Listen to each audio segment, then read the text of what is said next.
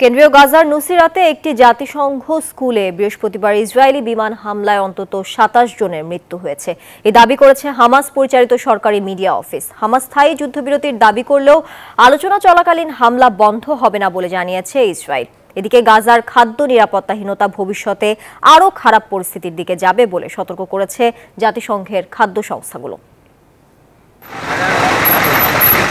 হামাসের পক্ষ থেকে গাজায় স্থায়ী যুদ্ধবিরতি এবং সেনা প্রত্যাহারের দাবি জানানো হলেও তাতে কর্ণপাত করেনি ইসরায়েল।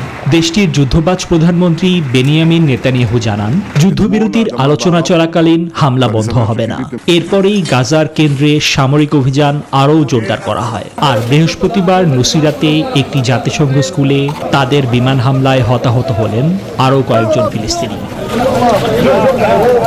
এদিকে আগামী ৬ মাসে গাজায় খাদ্য নিরাপত্তাহীনতা আরও খারাপ হবে বলে এক প্রতিবেদনে যৌথভাবে জানালো জাতিসংঘের খাদ্য ও কৃষি সংস্থা এবং বিশ্ব খাদ্য কর্মসূচি। এরই মধ্যে ইয়েমেনের হুথি বিদ্রোহীদের সামরিক মুখপাত্র ইয়াহিয়া সারিয়া বুধবার জানালেন, লোহিত সাগর এবং আরব সাগরে ৩টি জাহাজ লক্ষ্য করে সামরিক অভিযান পরিচালনা করেছে তারা।